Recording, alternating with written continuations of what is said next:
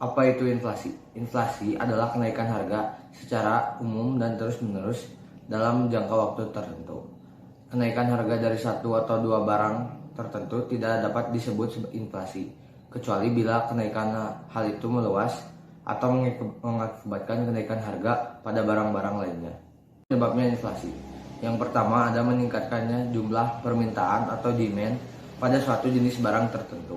Saat permintaan naik, namun stok atau suplai terbatas, pasti akan terjadinya inflasi atau lonjakan harga. Kedua, biaya produksi sebuah barang atau jasa mengalami kenaikan.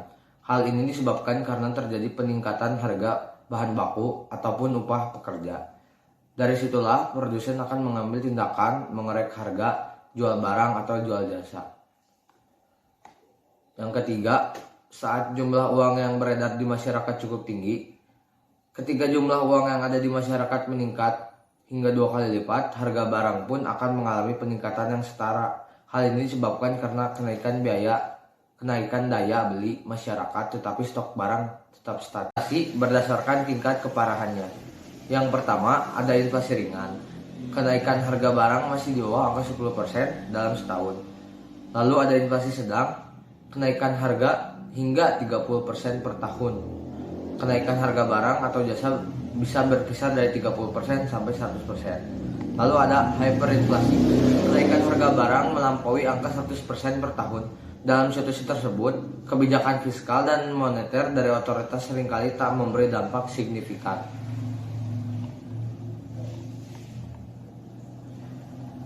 Jenis inflasi berdasarkan asalnya. Yang pertama, inflasi yang berasal dari domestik atau domestic inflation.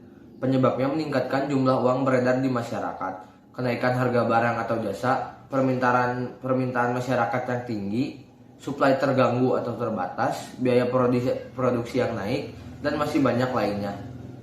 Yang B, inflasi yang berasal dari luar negeri atau imported inflation. Jadi penyebabnya harga barang impor atau yang berasal dari luar negeri semakin mahal karena kenaikan harga di negara asal. Lalu apa sih keterkaitan dengan kondisi new normal ini? Mengacu paparan Sri Mulyani, Menteri Keuangan, dan Peri Warjio, Gubernur Bank Indonesia, artinya pandemi COVID-19 ini mendorong tren inflasi menurun karena konsumsi masyarakat yang melemah sehingga akan berimplikasi pada pertumbuhan ekonomi 2020. Bank Dunia dalam laporan terbarunya menyampaikan pertumbuhan ekonomi Indonesia tahun ini diproyeksikan merosot hingga 0% atau tidak tumbuh sama sekali. Dampak inflasi yaitu 1. Masyarakat menjadi enggan menabung di bank. 2. Kemampuan ekspor negara melemah. 3. Penetapan harga pokok dan harga jual menjadi semakin sulit. Dan 4. Kemungkinan terjadinya peningkatan ekonomi. Dan yang terakhir, cara menghitung inflasi. 1. Menggunakan indeks harga konsumen atau Consumer Price Index. Cara ini mengukur harga rata-rata dari barang yang dibeli oleh konsumen. 2. Deflator PDB, yaitu dengan cara menghitung besarnya perubahan harga dari semua barang baru, barang produksi lokal, barang jadi, dan jasa.